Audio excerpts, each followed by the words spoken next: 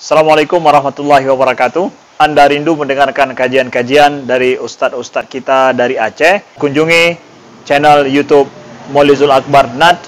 Subscribe, like, share, komen.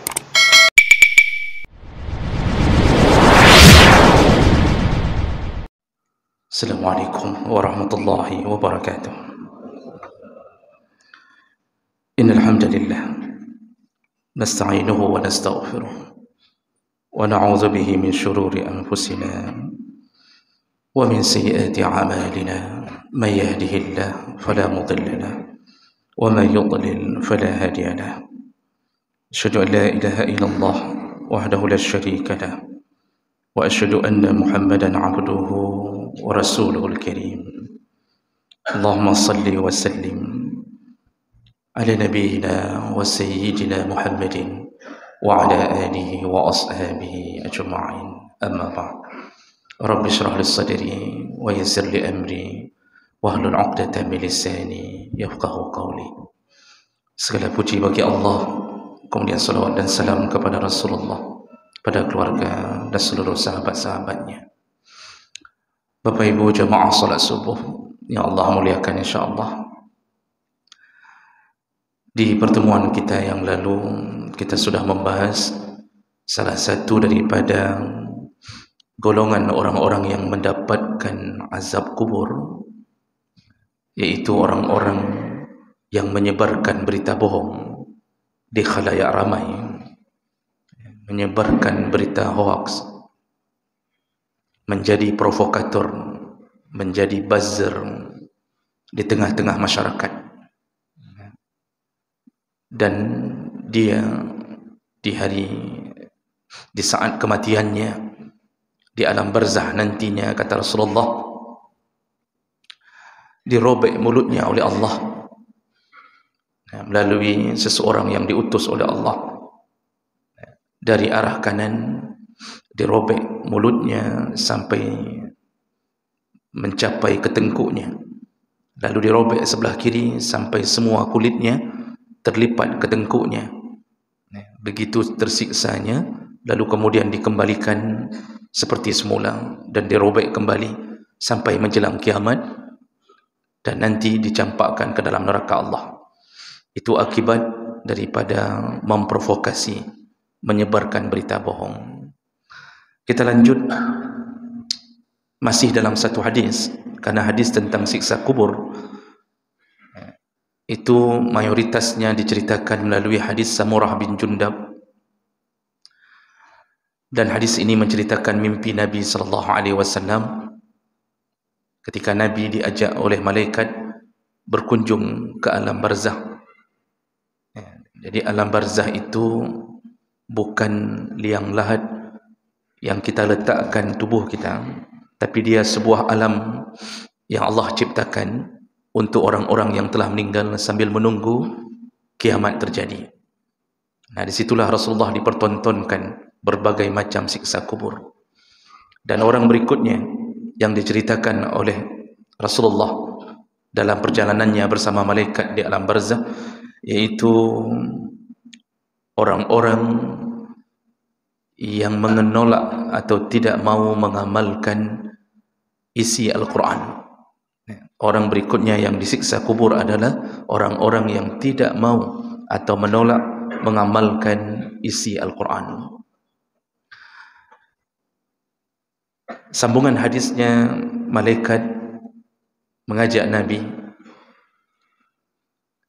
Kemudian Nabi melihat ada seseorang yang dibaringkan di atas tanah.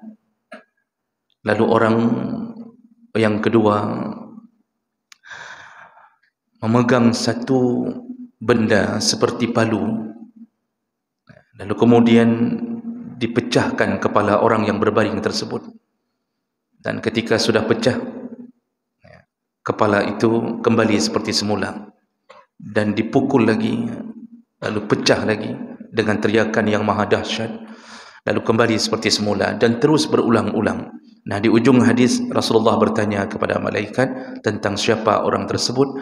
Lalu malaikat mengatakan, wallazi ra'aitahu yanshadikhu ra'sah Muhammad, yang tadi engkau lihat yang dipecahkan kepalanya berulang-ulang, yaitu rajulun 'allamahu Allahul Quran, yaitu seorang hamba Allah di dunia dia mengetahui tentang Quran. Dia tahu adanya Quran, dia tahu Quran itu sebagai petunjuk hidup, dia tahu tentang isi Quran secara umum, artinya hukum-hukum dalam Al-Quran dia tahu, kata malaikat. Fanama anhu bil-lail wa lam ya'mal fihi bin-nahar, namun dia tidak mengamalkan itu di malam hari dan juga tidak mengamalkannya di siang hari. Lalu Rasulullah mengatakan, lalu malaikat mengatakan, yuf'alu bihi ila yaumil qiyamah, begitulah siksanya sampai hari kiamat. Hadis riwayat Bukhari dengan derajat yang sahih. Jadi jemaah maka Allah, hadis ini adalah salah satu daripada mukjizatnya Nabi yang Allah berikan. Nabi mengetahui hal-hal yang gaib dengan izin Allah Subhanahu wa taala. Walaupun Nabi pada saat mengatakan itu Nabi belum berada di alam barzah, tapi dengan izin Allah Nabi mengetahui hal tersebut dan mengetahui tentang siksa. Jemaah maka Allah, orang yang disiksa ini adalah hamba Allah yang hidupnya di dunia dia adalah orang Islam, dia mukmin, dia percaya kepada Allah, dia percaya kepada Rasulullah, dan dia tahu Al-Quran adalah kitabullah. Pengetahuannya tentang Quran walaupun mungkin tidak detil dari ayat per ayat, namun secara umum dia tahu apa saja yang disuruh, yang diharamkan, yang dilarang di dalam Al-Quran. Sama seperti kita hari ini, bahawa kita mungkin tidak tahu tentang dalilnya. Ketika ditanya tentang sesuatu, mungkin kita tidak bisa menjawab untuk menghafalkan dalilnya. Tapi semua orang tahu bahawa Al-Quran telah menyuruh perkara-perkara tertentu. Dan semua kitab-kitab Allah yang suci, mulai dari Zabur, Taurat, lalu Injil, semua menyuruh dan melarang. Namun apa yang terjadi? Dia tahu tapi dia tidak mengamalkannya. Inilah kebencian Allah kepada orang ini, sehingga sebelum dicampakkan ke dalam neraka, disiksa dulu di alam kubur. Kenapa kepalanya yang dipecahkan? Kenapa bukan lututnya? Kenapa bukan tangannya? Karena kepala itu Allah berikan, di dalamnya ada mahkota yang bernama akal, bersatu dengan hati, disuruh berfikir, disuruh amalkan. Namun kita tidak mengamalkannya. Di saat itu kepalalah yang jadi sasaran, maka dihancurkanlah kepala itu benar-benar oleh Allah untuk menyiksanya. Kenapa dia tidak menggunakan otaknya selama di dunia? Berulang-ulang Allah sudah mengulang-ulang ayat-ayat tentang perintah salat. Berpuluh tempat Allah mengatakan aqimus salat, dirikanlah salat, dirikanlah salat. Lalu Allah gandengkan dengan zakat, wa atuz zakah. Kadang-kadang berbunyi liqimus salat wa yu'tuna zakah, aqamus salat wa atuz zakah. Berulang-ulang Allah katakan itu. Jemaah melakukan Allah. Tapi lihatlah hari ini, Masya Allah, begitu ramainya orang yang tahu tentang salat itu wajib, tapi kemudian dia meninggalkannya. Dia tinggalkan salat. Begitu saja dia tinggalkan salat. Tidak ada rasa takut kepada Allah. Dia tahu neraka itu ada, tapi dia seakan-akan merasa itu dongeng. Dari SD dia sudah membeli buku komik tentang siksa neraka. Itu waktu kita kecil, tahun-tahun 80-an, itu beredar komik neraka. Kita lihat ilustrasinya, gambar-gambarnya, siksa-siksa yang digambarkan. Namun tidak ada rasa takut kepada Allah. Sehingga Masya Allah hari ini begitu banyaknya orang yang melawan Allah. Itu baru satu perkara, baru urusan aqimus salah orang sudah banyak melawan Allah. Maka dalam surat Maryam ayat 59 Allah katakan, fa khalafa min ba'dihim khalfun adha'us salah wattaba'us syahwat fasawfa yalqawna ghayya. Akan muncul setelah masa-masa orang-orang terbaik, setelah masanya para nabi, setelah Rasulullah mangkat, setelah para sahabat pergi, setelah tabi'in berlalu, akan muncul setelah itu kelompok-kelompok orang yang meninggalkan salat beramai-ramai, kata Allah. Allah yang mengatakan itu. Jadi meninggalkan salatnya bukan satu dua, beramai-ramai, berkelompok-kelompok. Dan mereka bukan hanya meninggalkan salat, tapi memperturutkan hawa nafsunya. Dan ini telah terjadi. Jemaah melakukan Allah Subhanahu Wa Taala, lihatlah sekeliling kita, lihatlah orang-orang kita, anak-anak kita, remaja-remaja kita, salat duhur pulang dari sekolah, itu hanya satu dua yang salat duhur. Sekolah pun kadang-kadang tidak menyuruhnya, padahal memulangkan anak-anak setelah lewat waktu duhur tidak dipaksa, tidak dibuat sebuah sistem anak-anak baru boleh pulang setelah salat duhur, tidak ada lagi.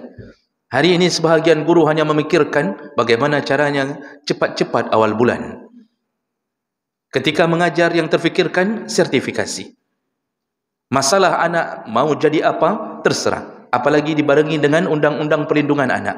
Anak dimarahi sekali, datang wali muridnya, menampar guru. Jadi kita dibodoh-bodohi, dihancurkan dengan sistem. Dulu anak-anak begitu takutnya kepada guru, begitu segannya kepada orang tua, dipukul oleh guru. Lalu orang tua mengatakan, kalau engkau tidak salah, bagaimana dipukul oleh gurumu? Pasti engkau yang salah. Ditakat sekali lagi oleh orang tuanya di rumah. Hari ini Masya Allah, guru pun tidak berani bertindak banyak. Kenapa? Pernah dia mungkin mencubit seorang anak, kebetulan mungkin anak seorang pejabat. Langsung orang tuanya datang, mencaci maki guru, lalu menampar guru. Ada yang sampai membawa guru ke pengadilan. Bagaimana mau guru bertindak? Makanya kadang-kadang dilema. Kita dihancurkan oleh sistem-sistem hak asasi manusia. Sampai-sampai masalah salat pun dianggap hak asasi. Anak-anak SMA, anak-anak SMK mau dikeraskan, takut bermasalah. Tidak dikeraskan, gurunya bermasalah di hadapan Allah. Dan itu semua seakan-akan menjadi lingkaran setan. Kepala sekolah di saat tidak berusaha membuat sebuah sistem wajib salat sebelum pulang, kalau itu tidak ada, maka dosa anak-anak yang tidak salat itu selain ditanggung oleh orang tuanya yang telah membiasakan dia tidak salat, juga ditanggung oleh kepala sekolah yang berkuasa di saat jam sekolahnya. Kalau seandainya sudah kita buat peraturan itu lalu dilanggar, anak-anak berpura-pura salat atau anak-anak melarikan diri diam-diam, itu urusan mereka dengan Allah. Tapi kita yang berkuasa harus melakukan sesuatu untuk mengamalkan, memaksakan. Karena sekarang kita sudah kembali ke zaman jahiliyah. Kita kembali ke zaman jahiliyah. Jangan berfikir bahwa ketika berbicara tentang jahiliyah adalah berbicara tentang kebodohan. Jahiliyah itu bukan bodoh ilmunya, bukan bodoh pengetahuannya. Orang jahiliyah itu pintar. Dalam sirah nabawiyah itu sudah ada peradaban jahiliyah. Bahkan mereka bisa membuat syair-syair, lalu memperlombakan syair-syair, menunjukkan mereka ahli seni. Mereka punya pikiran untuk membuat sajak-sajak yang indah, dan mereka tempelkan di pintu-pintu Kaabah. Dalam sirah disebutkan, siapa yang menang, maka 7 pemenang pertama ditempelkan hasil syairnya di pintu Kaabah, atau disebut dengan as-sab'ul mu'allaqat. 7 yang ditempel. Itu seluruh dunia Arab mengetahui bahwa inilah 7 syair terbaik. Itu baru dari sisi seni saja. Mereka membangun, mereka punya cara. Jadi yang bodohnya di mana? Bodohnya mereka tidak mengenal Tuhannya. Begitu pintarnya mereka mendesain hidup dunia, mereka tidak mengenal Tuhannya. Hari ini sama. Kita ini pintar. Teknologi luar biasa. Robot pun hari ini dicipta hampir sama persis dengan manusia. Besi bisa diterbangkan 150 ton, diterbangkan di atas angin dengan pikiran manusia. Semua pembangunan, seni membangun, arsitek berjalan dengan luar biasa. Cukup indah hidup di dunia ini. Ketika orang berfikir sesuatu, maka dia mampu melaksanakannya. Tapi Masya Allah, ternyata kita sama dengan jahiliyah. Apanya yang sama? Orang semakin pintar, semakin tidak kenal siapa Tuhannya. Banyak orang hari ini disibukkan dengan pekerjaannya, tapi kemudian tidak pernah menghadap Allah di waktu azan memanggilnya. Dia pintar, lulusan S2, lulusan S3, bahkan profesor. Tapi ketika azan memanggil dia tidak datang. Tapi urusan-urusan dunia dia mampu mencetak, mengarang, melakukan karya-karya ilmiah. Semua rumus-rumus dia tahu. Tapi ketika dipanggil Allah, dia tidak tahu bahwa itu Allah yang memanggilnya. Apa bedanya dengan jahiliyah? Mereka pintar tapi tidak kenal Allah. Hari ini orang pintar dengan gaya yang berbeda tapi juga tidak mengenal Allah. Jemaah maka Allah Subhanahu wa taala. Maka itu saja sudah menunjukkan Al-Quran mengatakan ini, kemudian orang-orang melawan Quran. Itu baru salat, baru salat. Allah sandingkan salat dengan Al-Quran. Itu perintah Al-Quran. Mohon maaf, Allah sandingkan salat dengan zakat. Tapi Masya Allah, juga orang-orang kadang-kadang hari ini lupa bayar zakat. Padahal kekayaannya itu telah mencapai nisab dan telah mencapai haul. Maka orang juga hari ini tidak mau lagi membayar zakat bagi sebahagian orang. Dan ini semua perintah-perintah Al-Quran satu persatu ditinggalkannya. Itu urusan-urusan dengan Allah. Allah suruh manusia ini untuk melakukan haji. Allah suruh melakukan haji. Barang siapa yang sudah mampu. Dan dia tahu haji itu wajib. Dia tahu haji itu wajib. Namun coba lihatlah.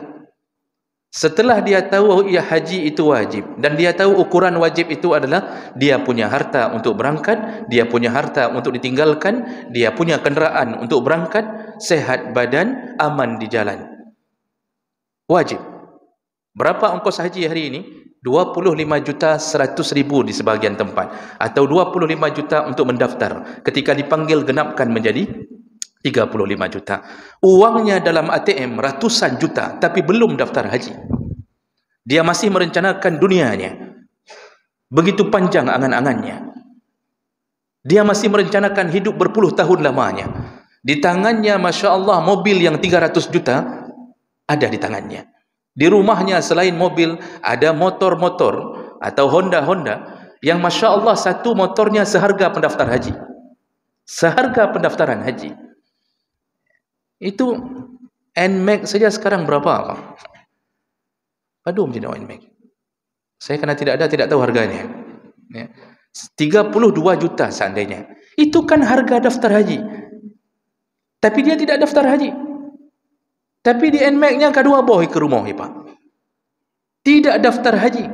Kalau mati dia dengan NMAX itu, NMAX-nya dalam neraka. Kalau mati dia dengan NMAX itu. Begitu dahsyatnya perlawanan terhadap Al-Quran. Al-Quran suruh berhaji, dia lawan. Tapi urusan-urusan rumahnya dia lengkapi. Untuk buat pintu pagar garasi rumahnya saja, yang model pakai remote, itu 15 juta habis.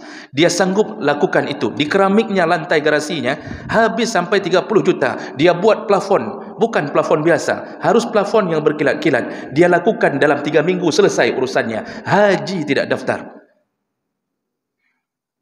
Itu belum kita bilang lagi dia kawin lagi terus-terusan. Sudah selesai plafon, yang terfikirkan adalah isi plafon. Itu rumah sana, rumah sini, punya rumah sewa 4, 5. Bukankah ini melawan Allah? Inilah yang disebut melawan Al-Quran. Dan dia tahu, dia telah diberikan ilmu itu. Tapi dia tentang Allah. Makanya ini urusan-urusan seperti ini. Ketika berhadapan dengan kematian, di saat itulah dia tahu bahawa dia akan tersiksa mulai dari alam barzahnya sampai menuju ke neraka Allah. Rukun Islam itu semua diperintahkan dalam Al-Quran. Satu saja kita lakukan dalam keadaan sengaja, kecuali kita lakukan memang belum waktunya untuk mampu. Seperti urusan haji tadi, kita tidak mampu. Orang tua kita dulu, Bapak Ibu yang Allah muliakan, itu gaya hidup orang tua kita dulu. Itu anaknya banyak, 8 orang, 10 orang. Istrinya rata-rata 1, Bang. Saya tidak mau menjawab banyak juga. Walaupun ada, rata-rata ayah kita, kakek kita, itu ada 2 mamak, 3 mamak. Hidup mereka kadang-kadang ada rezeki, tapi habis untuk kebutuhan menghidupi anak-anaknya. Anaknya sekolah yang 8 orang ini, ya, kemudian kebutuhan hidup merata. Dan dulu gaji tidak banyak. Dulu gaji tidak banyak. PNS saja mungkin hanya sekitar 100 ribuan. Dan mereka wajar kalau tidak berhaji, karena memang tidak masuk kategori mampu berhaji. Tapi hari ini tidak wajar orang tidak merencanakan itu. Jadi jemaah maka Allah Subhanahu wa taala, inilah yang membuat Allah marah, sehingga walaupun kita berhibah-hibah di sisi Allah setelah kematian kita, tetap kepala kita dihancurkan Allah setiap hari. Setiap hari dihancurkan Allah. Setiap menit dihancurkan Allah. Bagaimana model siksa ini? Kita di dunia, seandainya kita disiksa, dipukul sekali, jeritan kita luar biasa. Setelah itu kita hilang kesadaran kita. Kalau kepala kita dipukul oleh musuh kita, pingsan. Dalam pingsan kemudian dipukul lagi sampai pecah kepala kita, kita tidak sadar diri. Kemudian diiringi dengan kematian. Selesai sudah azab ini. Tapi di alam kubur Allah buat azab, itu semi azab dari neraka. La yamutu fiha wa la yahya. Dari mulai alam barzah sudah tidak bisa mati lagi. Dan juga tidak ada perasaan untuk hidup lagi. Jadi begitu dipukul teriakannya, kata Rasulullah, seandainya keluar teriakan orang-orang yang disiksa kubur, maka pingsanlah seluruh orang yang mendengarnya. Makanya Allah tidak memperdengarkan kepada jin dan manusia. Allah perdengarkan kepada binatang. Kenapa Allah tidak perdengarkan kepada jin dan manusia? Allah tidak mau jin dan manusia ini taubat gara-gara mendengarkan azab kubur. Allah mau jin dan manusia taubat gara-gara imannya, percaya walaupun dia tidak nampak. Ini level percaya yang paling tinggi. Tidak nampak, tidak disentuh, tidak pernah lihat Allah, tidak pernah mendengarkan suara Allah, tidak pernah melihat bagaimana indahnya surga, bagaimana azab neraka, tapi dia percaya. Dan hari ini Nabi telah mengatakan satu yang gaib, bahwa kita akan ada azab kubur ketika kita tidak taat kepada perintah-perintah Al-Quran. Percaya atau tidak, tanya saja kepada yang sudah mati. Nyapa yang tanya Mbak Uru yang mati, betul nak siksanya? Begitulah jemaah melakukan Allah. Jadi ketika Allah suruh sesuatu dalam Al-Quran, lakukanlah. Ketika Allah larang sesuatu, jangan lakukan. Itu sederhana, itu saja yang perlu kita pertahankan. Hidup 60 tahun itu saja yang perlu kita pertahankan. Ketika Allah mengatakan wala ta'kulur riba, janganlah engkau makan riba. Cukup bertahan, jangan makan riba, jangan mendeng. Karena ini sebuah pekerjaan yang dibiasakan sehingga dianggap tidak lagi berdosa. Ya, tidak lagi berdosa. Mohon maaf sebagai penutup. Kita ini saking biasanya makan riba sehingga kita menganggap tidak berdosa. Allah mengatakan ahallallahu al-bai'a wa harrama riba. Allah halalkan jual beli, Allah haramkan riba. Tapi anehnya orang mendesain jual belinya dengan gaya riba. Jadi dia bingung sendiri, ini kan jual beli bukan riba, tapi dia desain, dia setting jual belinya dengan gaya riba. Mana contohnya? Ketika kita berhadapan dengan lembaga-lembaga pengkreditan, kita masuk ke satu toko, membeli satu motor. Harga motor sekitar 20 jutaan. Lalu kita hanya diminta untuk membayar DP. Bayar DP sekitar 5 juta. 15 juta tertangguh. Tapi Masya Allah diizinkan kita membawa pulang motor hanya dengan membayar 5 juta. Pertanyaannya, siapa yang membayar 15 juta itu? Ternyata ada lembaga ketiga yang membayarnya, yaitu di sana ada Kak Adira, ada Kak Anissa, ada Kak macam-macam kainan. Ya, itu lembaga-lembaga yang berjuang untuk masuk neraka. Mereka membayarkan 15 juta ke showroom, langsung ke showroomnya. Mereka yang bayarkan. Otomatis kita sebagai pembeli diikat menjadi nasabah mereka. Mereka pinjamkan ke kita 15 juta. Dan kita tahu sistem itu. Sistem leasing itu kita tahu.